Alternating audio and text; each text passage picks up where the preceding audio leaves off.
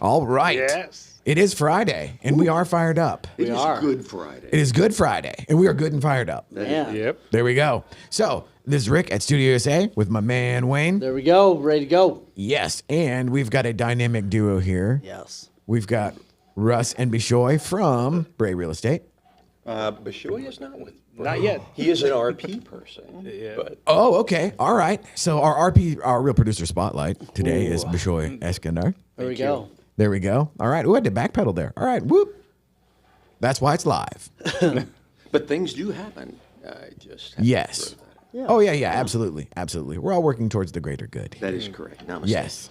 I love it. So first off, I'm going to do, how's everybody doing? Good? Good. Ready. Any plans for Good Friday? Kids, and kids. You got what, 5? Yeah. 5. Yeah. Well, I believe you're taking up the slack for me at 0. There you go. Yes. There Yeah. we go. Yeah. So first off, I'm going to hit my magic mind. So I'll be like roughly. Do you want one? Anybody want one? About it's a matcha tea shot. It's amazing. That looks good.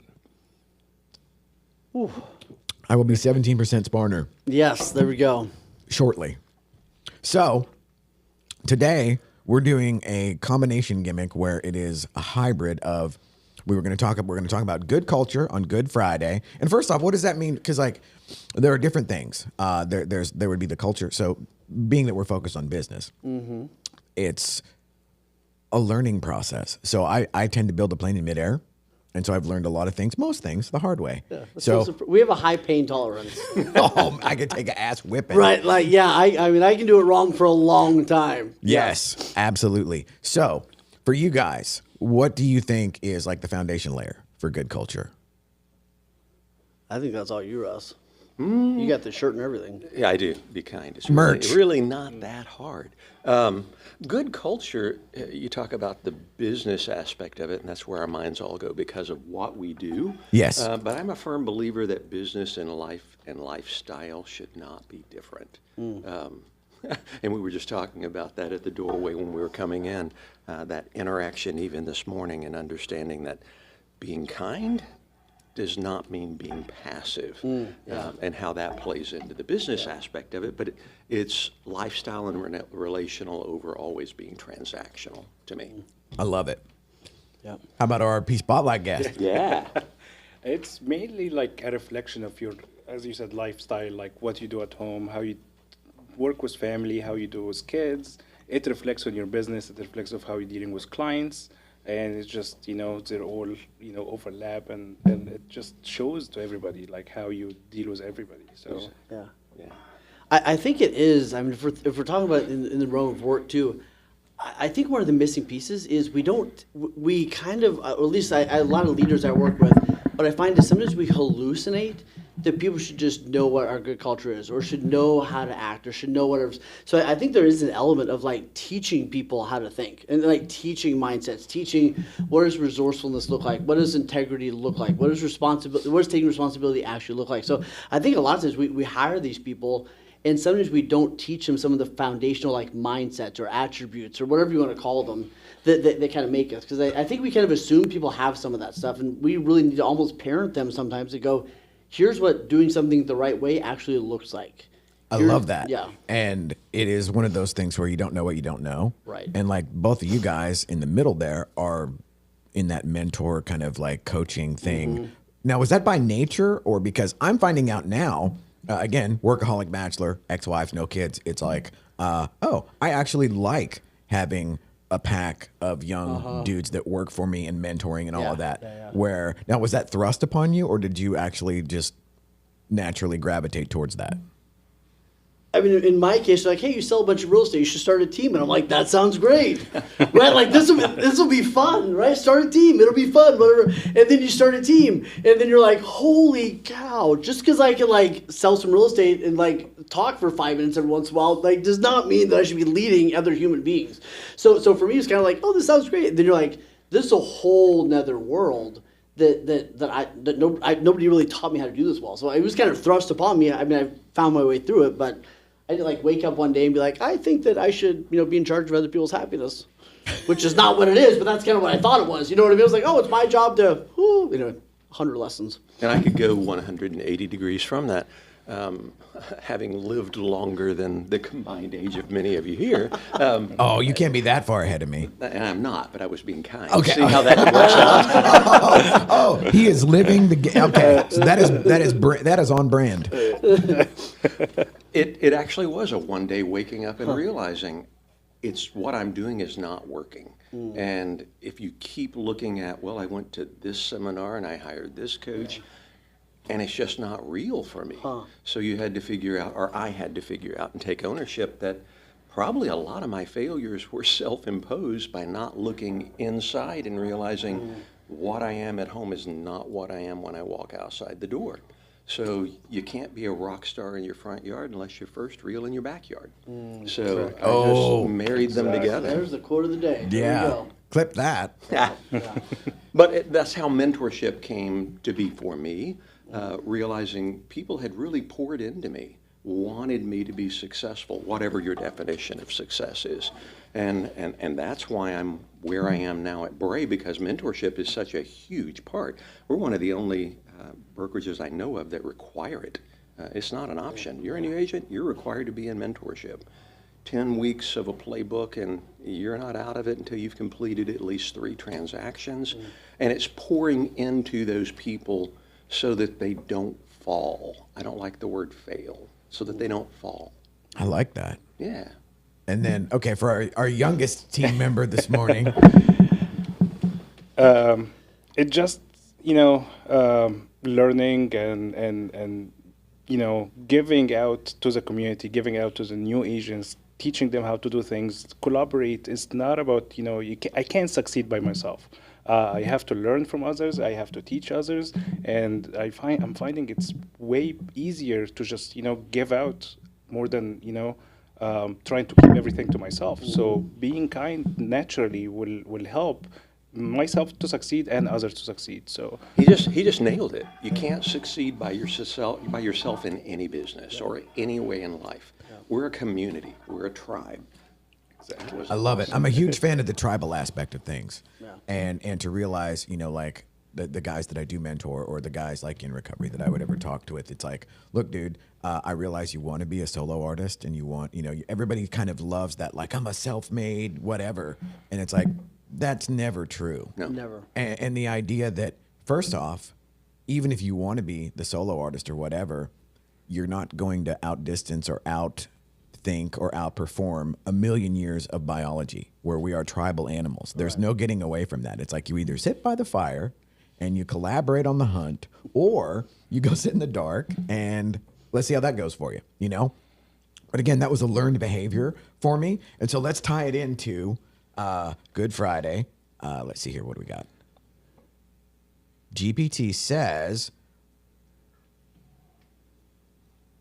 team building that works. Describe innovative and effective team building activities. So now I would take that is, do you pre-sort for your folks, or do you just kind of see who shows up and brush them off and see if they fit? Man, I think what I don't understand that question. What do you mean? Hit me again. So, for example, if I were to put, which I have many Yeah. times, hey, photographer, videographer needed on Indeed.com. Right. It ends up being like this cattle call, and it becomes this balancing act of, I got 347 people that ostensibly want to be a part of the team. Yeah. Now, how do I filter? Like, what do I do now? Yeah. And a lot of it turns out for me, just to bring it back to how I've done it, and it's purely by accident, is we hang out. Yeah. And my biggest thing is come by the studio, hang out, see what we do, see how you fit with the guys. Because last night I'm at UTD talking to, super young dudes about being an intern. And a big part of that was they came in just anxious, just freaked out, just, and me just trying to reverse engineer well, okay, you're in this program. This is what you want to do, isn't it? And how do you do that without freaking them out and pushing them away, but also filtering for, is it a good fit? So I'm curious as to you guys do you what is it? Hire, slow, fire, Yeah, absolutely. Yeah. Hire, slow, fire, fast. Absolutely. Yeah. Yeah. For me, and there's a lot to it. I think the hiring process really is important. I think most people kind of wing that, and they make a lot of mistakes. So we have, with my clients, we have a really defined hiring process they go through. Yet all that aside, there's three things that I'm really looking for in any hire, right? Like, I'm less concerned about their job experience. I'm more concerned about these three things. Are they hungry, humble, and smart? And I think that hunger is like something you either kind of have or you don't. But then the humble part is like hungry. You gotta have some drive, right? We all need help sometimes. But then the humble part is like, for me, it's coachable. Like do they want to learn? Are they willing to have a tough conversation? Do they actually want to improve? And then smart is like emotional intelligence. So I'm looking for that stuff more than I'm looking for how do they think, how do they process, how do they make decisions. That for me is huge. More than how much skill they have in that one job yet. So that's for me. Cultural awareness is real important for me too. We came out of that 2-year period of, I've been watching network news. We came out of it about a 2-year period of just being locked away, and you would have thought humanity would have called for, give me a hug, I'm so glad to be around people. I haven't found that to be true. It's kind of like a snake coming out of a pit in the spring. Let's just bite at everything. So I think it's real important. He talks about the coachability. Do they listen? Do they learn? Are they smart? Now, smart's so subjective. my direction as well. Do they listen? Do they have compassion? And back to the whole thing about passion about what they do. And that's through an interview process. You know the person, not so much about what they know about the business, whatever it is. That is teachable, as long as they listen and have a passion to learn it. And then can they communicate what they've learned? Right on. So do you guys do that sort of thing? Like, okay, now you learn this, now you teach the next guy. You learn this. So like the idea of, I've always had the thing of being forced to teach somebody is a great way to figure out whether or not you know it. And second only to being forced to sell something, because if you are forced to, basically eat what you kill, and you have to sell it, well, then you're going to learn it. But so for Bisho, I have a lot of experience about hiring, and because I came from corporate background. I used to work. I graduated from Florida State University, computer science degree. I worked, for Fortune 100 companies. So I remember right before, like 1 semester before graduation, I had an interview with General Motors here in Austin. I was in Florida, but they were hiring in Austin. And I did the interview. The first interview was all about, the personality, how, communicating, what's your background and all of that. And then I was waiting for that second interview about, your skills, your technical skills and all of that.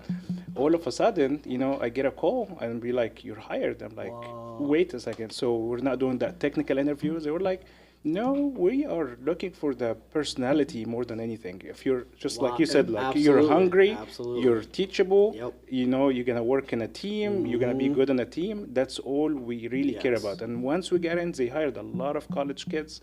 At the time, they were opening like innovation centers all across the country, and they were like bringing back the outsourced, from overseas to U.S. And we got in, and it was just a young culture. We learned from each other. Everybody have the, different, technical skills, but it was all like the new blood that came in. So it was all about the personality more than And that's so huge. And I think one of the things, and I see this with real estate. I coach a lot of real estate teams, so that's kind of my frame of reference when we talk about this.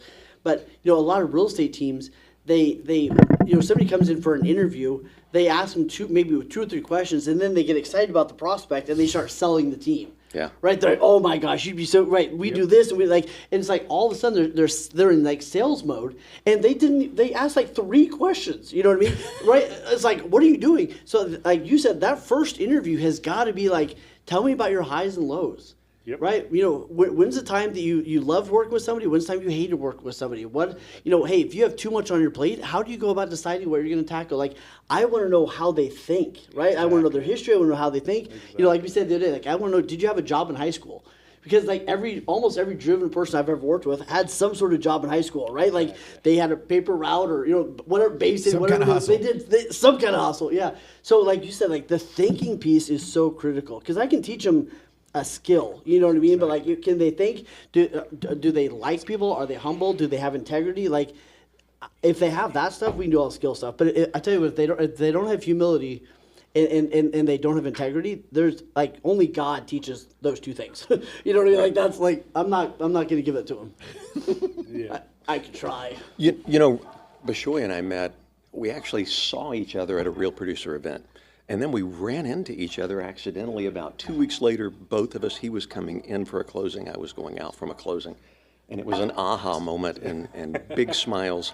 And we just talked, and I looked at him and said, I want to hear your story. There's just something about you. I want to hear your story. So we met for coffee, and this is the depth of this person, because what he did was we sat down over a cup of coffee, and before we began, he said, I need to ask you one question before we start talking. Do you remember what the question was? No.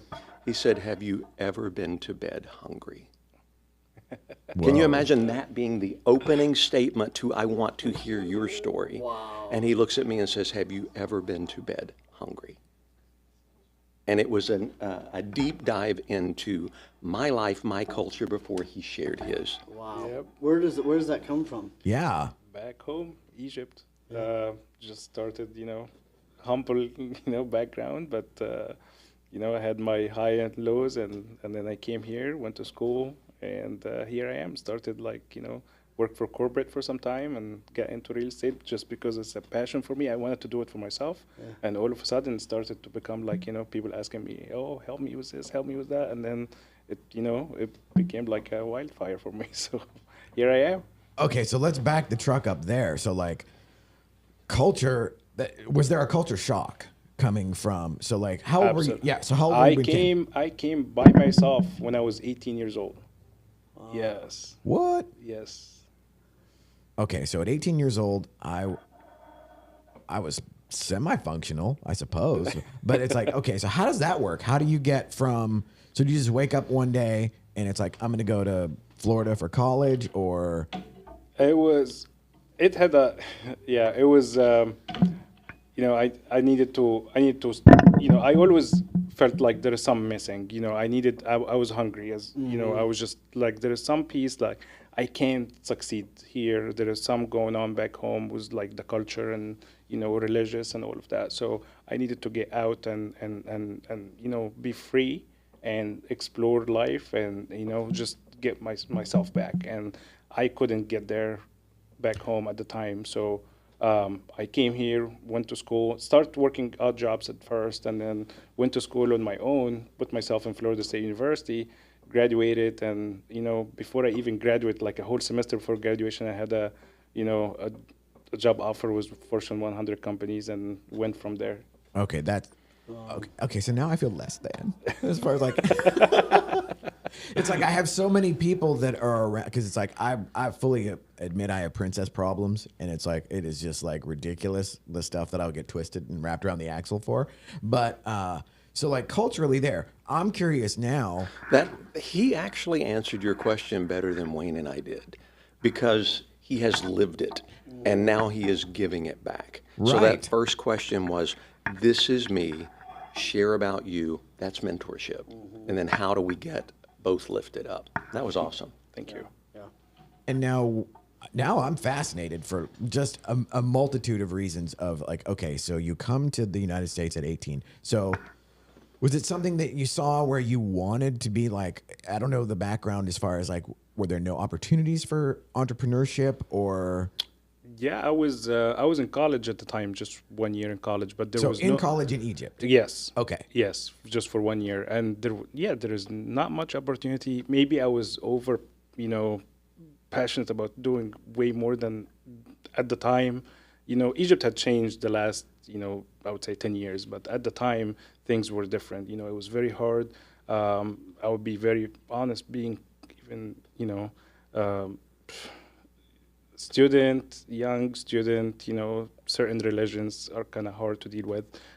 So it was I just felt like I need to get out and feel the freedom, whatever, it's all about, in US, it's all about what you put in, you get out, right? The more you work, the more you gain, the more you get out of it. And that's how it's been. It's kind of a little hard over there in that aspect. So I felt like, I needed that to feel that freedom here. So that's... Well, and I love the fact that the minute you saw daylight and ran towards it, Yep. it was everything started to stack up, Yep. And because I believe the universe rewards effort, regardless of whatever your background is or whatever your belief system is. There is something about suiting up and showing up. And I think the culture, like kind of, we were talking earlier about like if you're not early, you're late. Yep. And there's a certain element where you can't teach that. It's like it can be learned by osmosis, and it can be incorporated based on what is it? You're the average of the 5 people that you spend the most time with, but I love the fact that each one of y'all had that sort of internal drive, and then his is just like writ large, where it's like, okay, and this is what it looks like when it really, really plays out.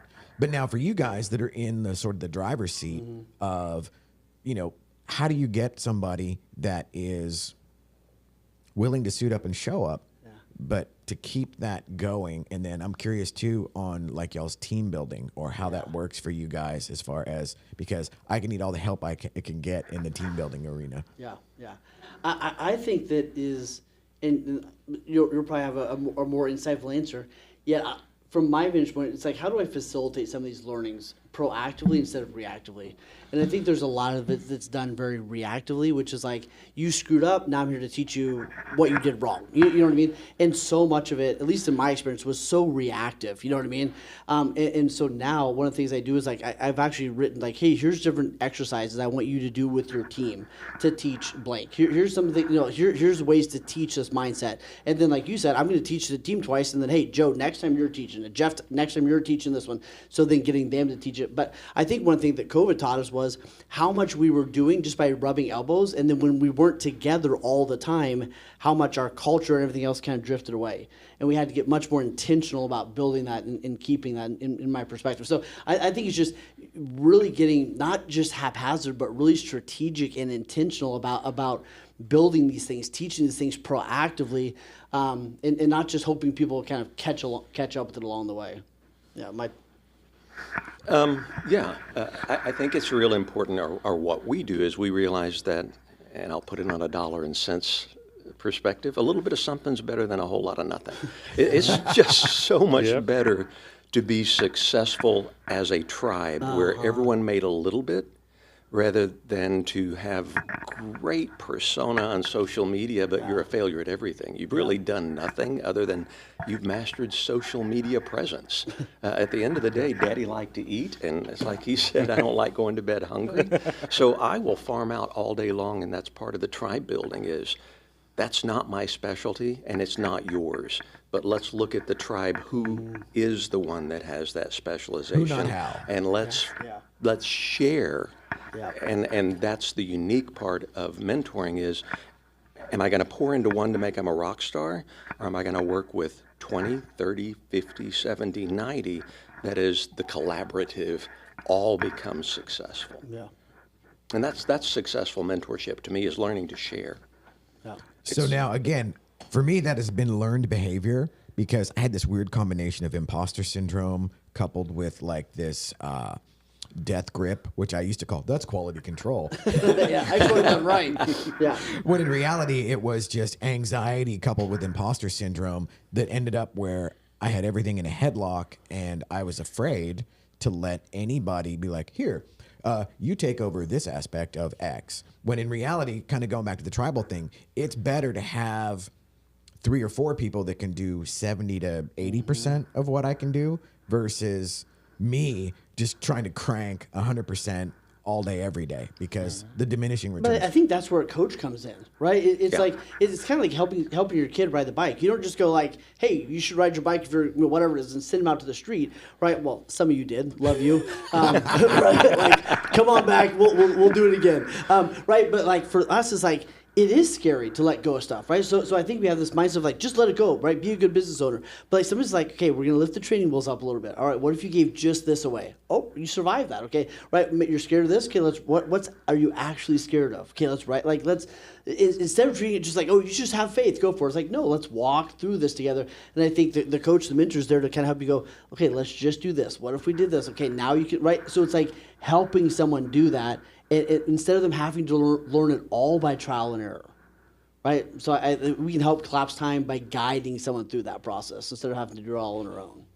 And you said taught or learned, I had a grandmother with a fly swatter. There were a lot of things that were actually taught and instilled through a little bit of pain. Yes. And that's what coaching versus mentorship comes down to, too. There's a lot of hand-holding at the very beginning, but like Wayne just said, knowing when to set them loose and realize, okay, you fell out of the nest, you lived through it, let's jump up there and try it again. Without constantly beating them down, because then you have that circular pattern of the doors open, somebody came in, they went out. No one wants that. I'd That's rather exhausting. have 5 people walk in and 4 be successful than 5 people walk in and only 1 left at the end of the day. Yeah. And it's hard, isn't it? Because It's like very hard. I think the other part is like you can only do so much. When do you spank and when do you hug? Yeah. No, it is. Yeah. When do you spank and when do you hug? And the other piece of it is like you don't really get to take full credit, right? Because if I take full credit, then it's 100% my fault when somebody fails too, right? So part of it is like I'm gonna do my very best, but when you win, like that's because you did it, not because of me, right? And when you lose, it's like that's also I mean I want to get better, but like I can't take full credit for every win. Right, you know what I mean? Because some people aren't going to do it, and I think that's the tough part. Is you love people, you pour into them.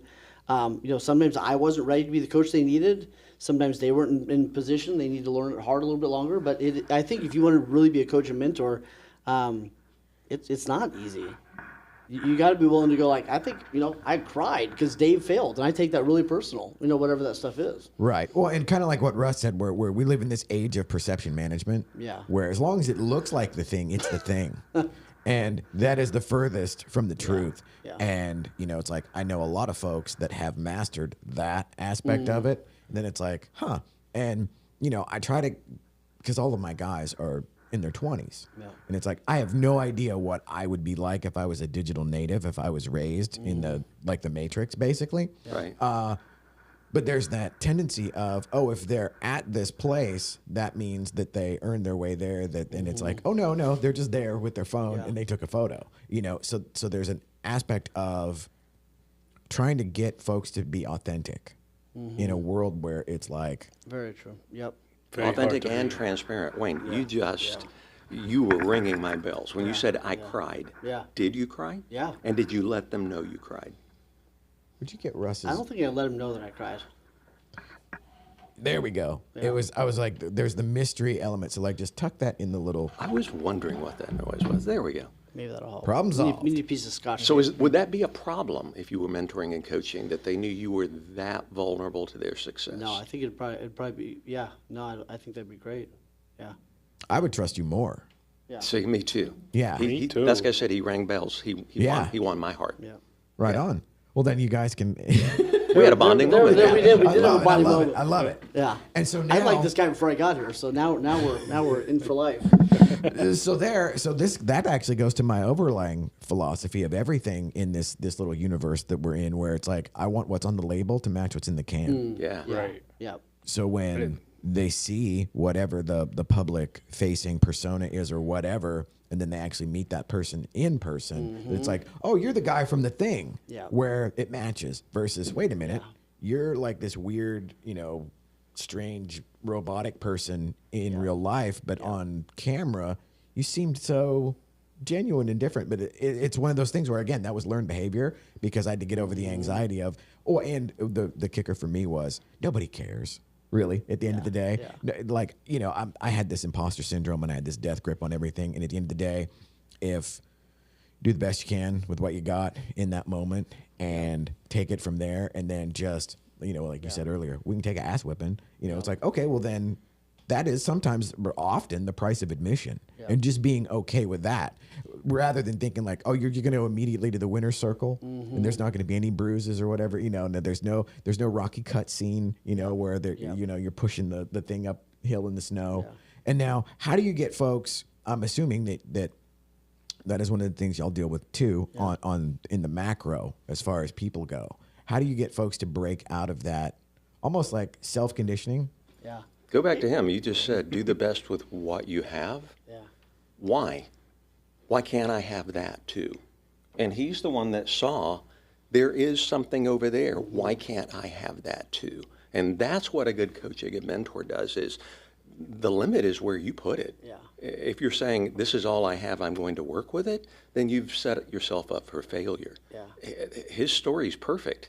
He saw something bigger, he wanted it, he went and got it. I love and it. now he's looking for something else, and he's going to get it because there are no limits. We set the limits on ourselves. But we're very blessed to be, this is the culture of a lot of countries where it's very hard That's to right. achieve, even if you have hungry people really trying to get into, to succeed. It's not accessible in a lot of different cultures. That's why you see immigrants coming here doing a lot of great things just because, they have the opportunities, they have the freedom to do it, and they can just, the more they work, the more they succeed. So where did your faith come from? Was like, did somebody help you see that in yourself? Was it your belief in God? Like, where did kind of that faith come from that like to step out and do what you did?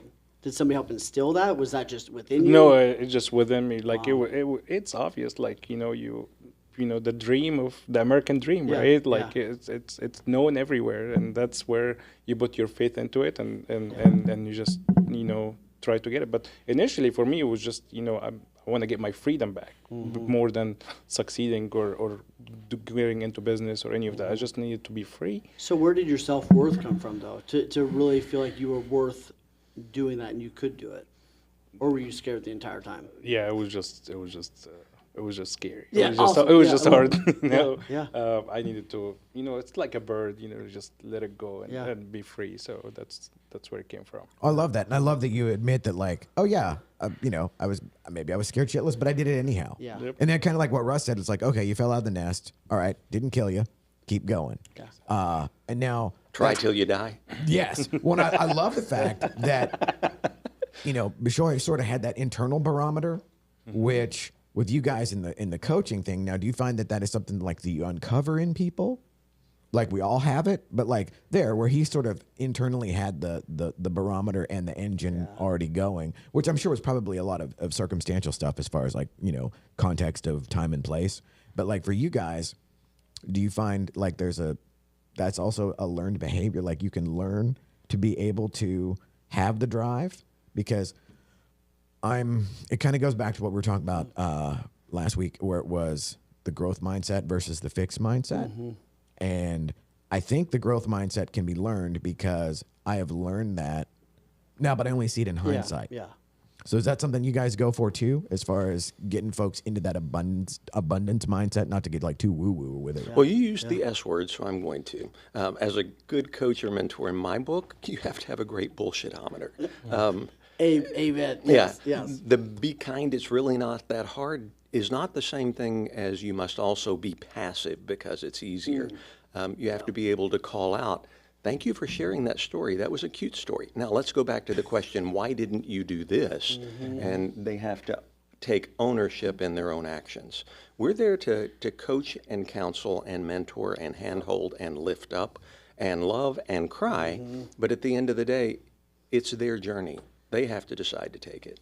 Yeah, I think maybe you guys can validate it, but I don't think you can really build that drive into someone if they're complacent to begin with. I don't think you can just fire up. I don't know. Have you seen that happen? Like, have you?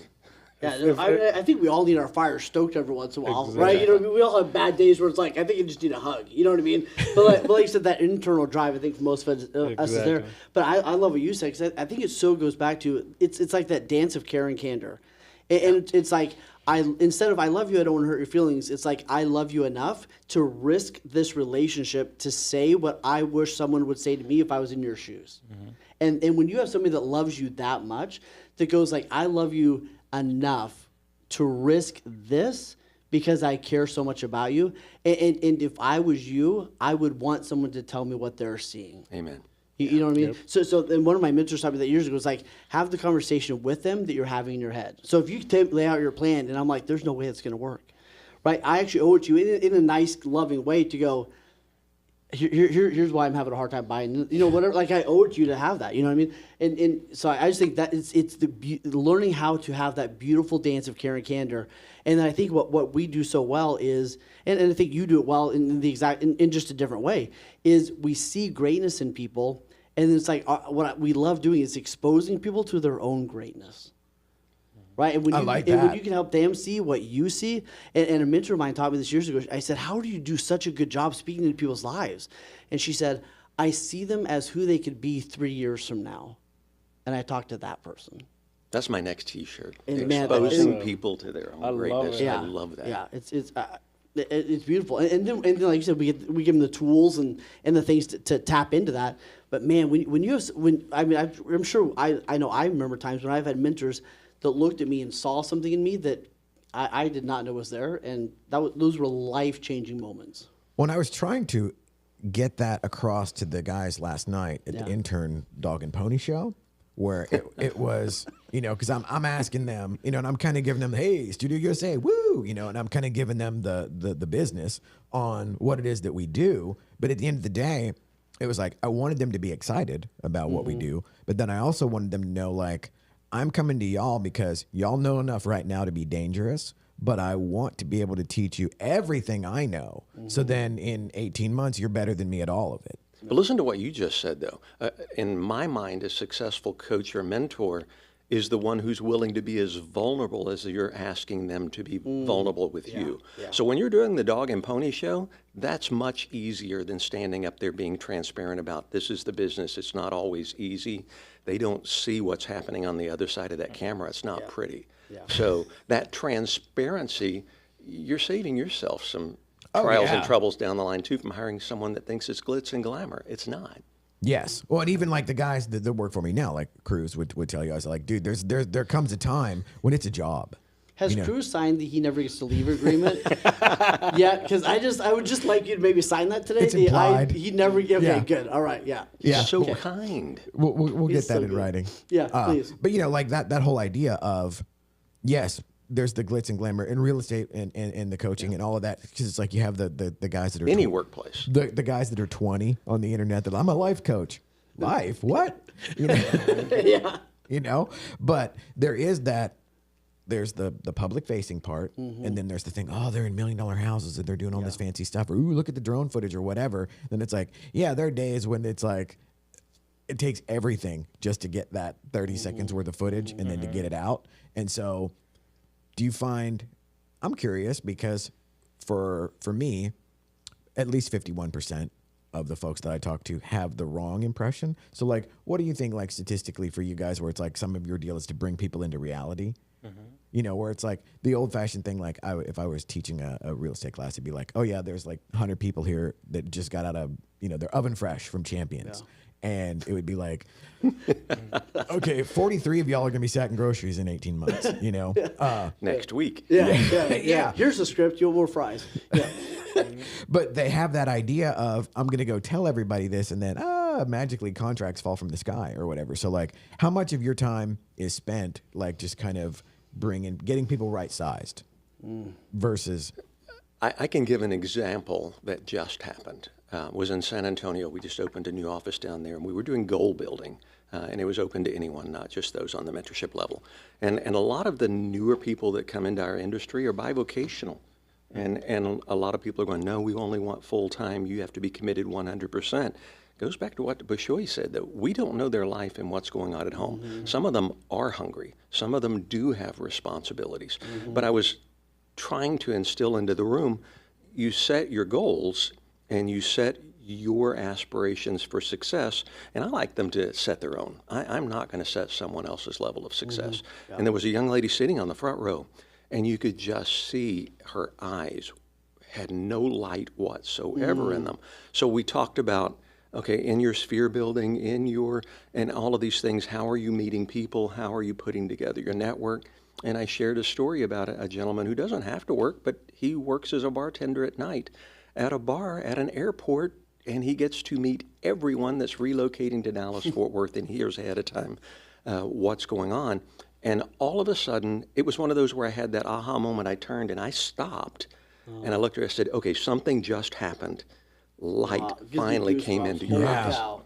That's awesome. And she said, I have my first client, and I met her at the grocery store where I'm working.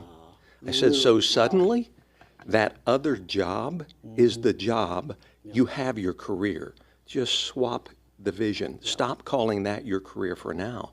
You've taken on real estate as a career. That's the job in the avenue that's helping you meet the people. I love It's that. perspective. So- It's Yes. all perspective. And they're, you know, I love that story just from the simple fact of you get them to just pivot Yeah. on what is internally their belief. And it's like, no, it's technically this. Yes, you go there, you know, you do a thing, they give you a check. But now you've realized, wait a minute, this is actually to be like really businessy about it or whatever. That's actually now part of your sales funnel. Yeah. You know, and it's like, what about what? Like, I'm going to put in overtime, you know, like now she's going to run to be able to change her life based on you just changing her perspective. And she's not buying Zillow leads. They're paying her to get clients. Beautiful. Absolutely. Absolutely. Well, and just even in my little world over the years where it's been, you know, okay, you'd go do stuff either for free or for, you know, like as a favor or whatever. And then I just learned that that's kind of like the price of admission is it's like, you know, you have to build skills and put skins on the wall. And then later on, you actually get hired to do stuff that you used to do for free. And yet there's no way, I can't give you a spreadsheet on like how many times it takes to do that or whatever. You have to have that willingness to, like for you guys on the suit up and show up thing, you know, I'm sure that all three, and like, he's now the king of like suit up and show up. Like, I'm like, bro, from the other side of the earth to here. Yeah. And now how long have you been in real estate? End of 2019. Okay. So like to have already made the cut for RP and to be, yeah. Rising star last month for North Fort Worth. Right. Good job. And- That's awesome. And the fact that you got COVID in there, which was like ridiculous. So it's like, Insane. yeah, it's like, oh, you picked the perfect time The to just go exact meet people. End of 2019, 3 months later, I mean, I had just gotten married, and my wife is here, and 3 months later, it was just COVID, you know, but the market was going crazy at the time, and you know, it was a very hard to tap into the market or to actually learn in that time because everything, you know, was shut down, everybody was scared, but you know, we learned it in the very hardest time, so now it feels a little easier, but Yes. you know, it just The whole idea of are you a peacetime general or are you a wartime general? Because it's real easy to sit Exactly. back when everything's going good. You know, and like one of the things that I've always thought was, you know, we get spoiled in, especially in North Texas. Like if we were just to bring it into the real estate world, where it's been a white hot market for what 13 years, Yes. 12, whatever. So you have all of these rock stars. And they think they're like Hall of Famers or whatever, and it's like, no, in the real world, you're not even like you might be on the bench, maybe. And so, like, how do you guys deal with like that, where it's like a diva situation? My favorite things I wish I could have every one of my California clients do is go to like, you know, Springfield, Minnesota or Missouri, whatever it is, and bang out 150 deals a year to get paid the same for the 2 they did. You know what I mean? Yeah. Like sometimes it's exposing them to like, they're like, I'm so busy, I have a deal. And I'm like, I love you. I just talked to, you know, to Will, who's got 35, and he's going to make $8.50 Yeah. because his average sales price is $22,000. You know, whatever it is, right? So I think sometimes it's just exposing them to stuff, and like you said, calling them out on their BS. Like one of my clients is like, I'm so busy. It's like, cool. We tracked his time for a week. He was working like 13 hours maybe, and this guy, I was acting like he was so, and I was like, when you get to 60 hours, we'll talk. Like, what are we doing? You know, so I think somebody's just exposing them to the reality, holding the mirror up. So, Russ, what's your diva policy? Learn how to drive a stick. Right on. Just realize that diva thing is going to change tomorrow. And I've had a couple of going, right now I'm just riding the wave. Well, you do realize that sometimes waves die. Yeah. The That's why further they're out waves. you go, the further you have to paddle back to start over. Yeah. I like that. Yeah, I always try to, here's a mirror, look close.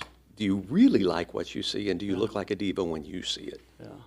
Right on. Well, and the reason I asked that is I was raised in the world of straight commission sales, and you know, production covers a multitude of sins. Yes, it does. As far as any kind of bullpen or situation like that. And so that's what I knew. And so I loved like being a mortgage guy, and it was the bullpen, and it's like you got to go, you ring the bell, and you just, and it was like some Wolf of Wall Street stuff where I look back and it was just insane, and it was just, you know, kind of ridiculous. And then from like a practical business standpoint, it was like a clown car. It was just, this is not. But Diva Society, you've learned how to walk up and ring the bell even when you've done absolutely nothing. So, you know, they've got to focus on themselves, which sometimes it doesn't, I don't ever want to puncture their balloon. It's okay to see yourself as successful if you have met that goal for yourself. Mm-hmm. But you have to realize sharing that so openly doesn't always make everyone else feel good. Right. And for me, I didn't realize how hollow that was. You know, I'm in my mid-30s or whatever, and it's like, I love this thing where it's like a locker room and there's no HR, and it's just like, you know, and it's just a Shark Tank and there's blood in the water, you know. And then on our Monday morning sales meetings, you were either getting MF'd or you were just left alone. Right. There was no middle ground. So that was like my template for team building, where it was like, no matter what you're doing, if you're not doing exactly what you're supposed to do in this moment in time, you're getting checked into the boards and you're just getting blasted. And I look back and I'm like, wow, I don't know what was up with me in that moment where I loved it. Yeah. But I think it ended up making me realize that everybody there hated it. Yeah. You know? And as I look back and it's like, man, there wasn't anybody there that was happy. You brought it back to good culture. Yeah. On the tribe building perspective, if you surround yourself with people that have the same culture, the same drive, the same desires, and one of those desires being to see you as successful as I might perceive myself to be, I don't have to worry about somebody else wanting to, on Monday morning, knock the peers out from underneath me so I fall. I'm surrounded with people who are going, now how do we get to the next one together as a tribe? So that's why I really, really, really push, surround yourself with a tribe of the same culture. Yeah, I love it. Well, that's a pretty good place to wrap. It's good. Yep. And this was awesome. And thank you guys. And like I said, I love the fact, the vibe we have now, where it is that sort of rising tide lifts all boats, you know? And I came in that the hard way. Yeah. But I'm glad I got there. Yep. And so thanks, guys. Yeah. We're thankful for where you are and that you have this. Thank you for having and I think it was cool. One last thing about what you guys said, and I'd love your quick take on this, is just how do you find great people? And I think one of the things I would challenge everybody to do for watching this is like write out some of the people you're looking to bring into your life, and it's amazing how the universe will kind of bring them. Like get clear on who you're looking for, and like you said, when you meet them, like give yourself permission to go like, what was your childhood like? Yep. What was like? Give yourself permission to go deep, but they're there. Well, do that. Yeah. So I asked Russ earlier, and I was like, hey man, I'm really wanting to do a Monday morning show as well, like Monday morning mastermind or so, just some sort of alliterative, silliness. But I was like, hey. Think of, or just like try to put on the back burner, like if you knew somebody that would be a good, like another Wayne that could commit to coming in on Monday mornings, and it's like, my first thought the other day was Corey Turner from Alamo Title, and I texted him, but it was like, I was like, hey dude, I don't know if you'd be into driving, every Monday from South Lake or whatever, and it's like, that's a big ask, but I said, if you know somebody, throw them my way, or if you're down to do that, you're invited. Right. So that's my little how I would try to find good people. Yeah. I would ask good people. Yeah. Yeah. And get more intentional about it. Too many of us are trying to just wait on our own. Yeah. Yeah. Right on. Teamwork. There you go. Love it. Thank you. All right. That's about it. Ciao.